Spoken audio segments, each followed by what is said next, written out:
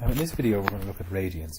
Radians is just another way of measuring the angles in an angle or say a circle.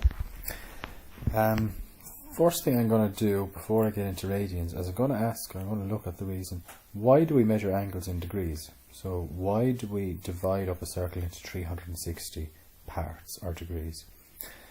Well, like, why don't we divide it into 10 pieces as opposed to 360? Well, it starts with the Babylonians, and Babylonians were a group back thousands of years ago, and they used a base 60 to count. Now you might be thinking, what is a base 60?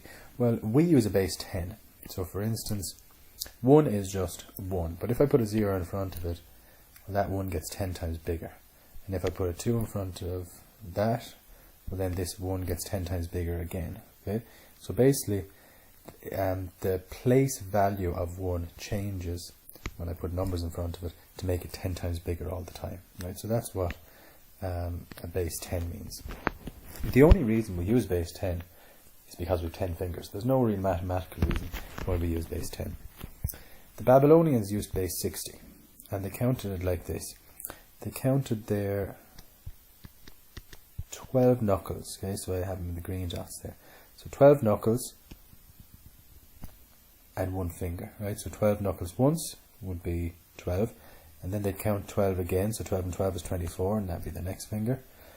24 and 12 again would be 36, and 48, and then the 5th finger will be 60. So 12 multiplied by 5 is 60. And that's why they use base 60. We use base 60 today with the clock. Okay, the 60 minutes in an hour, 60 seconds in a minute, etc. Base 60 is a good enough base to use. Actually, it's often better than the base 10. For instance, if we look at 10 as a number base, and we look at the first 10 numbers, so 1, 2, 3, 4, 5, 6, 7, 8, 9. So how many of those divide evenly into 10? We have 1, 2, 5. Only 3 of them. However, if we look at 60, how many of the first 10 numbers divide evenly into 60? Let's see.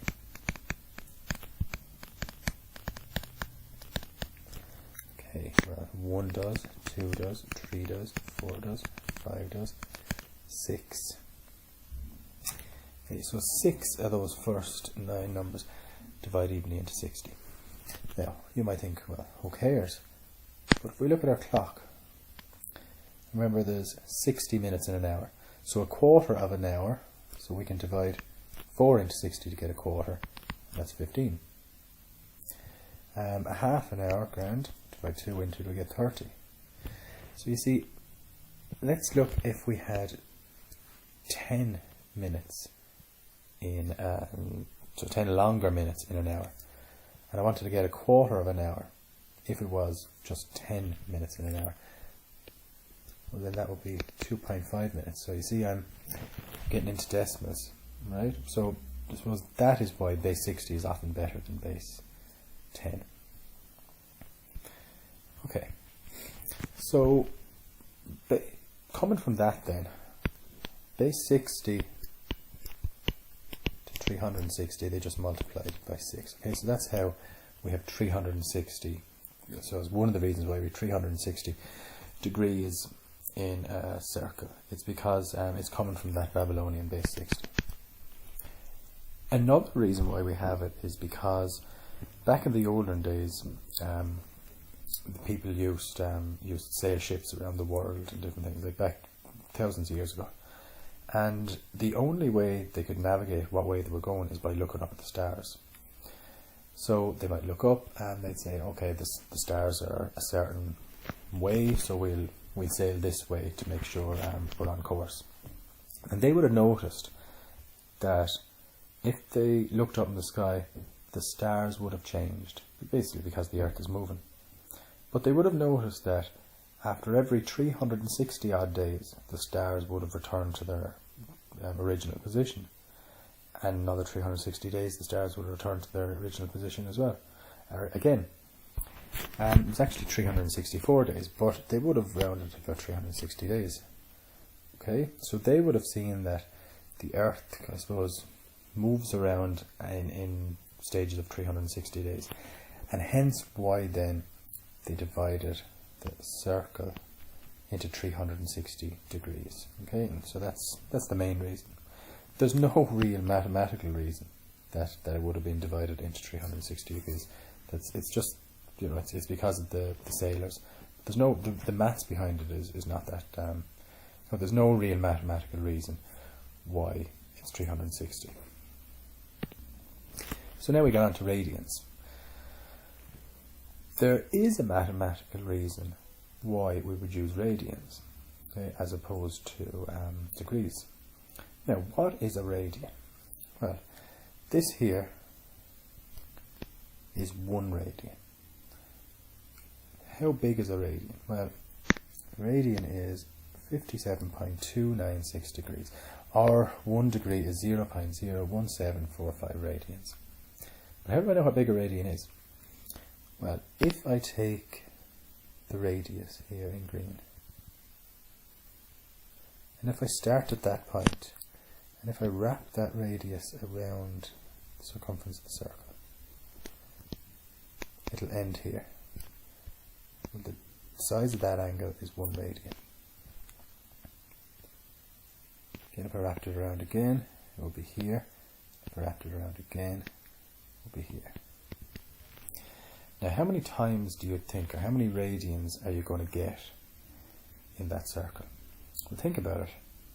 The diameter wraps around the circle 3.14 times, okay? To 2 decimal places. We can shorten that to pi times.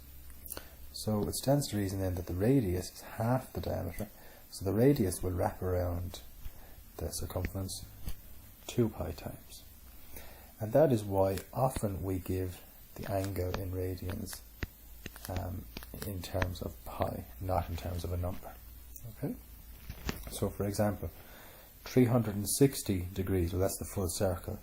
We say it's 2 pi. Okay, so from here all the way down to here is 2 pi radians, okay, or 6.28 blah blah blah radians.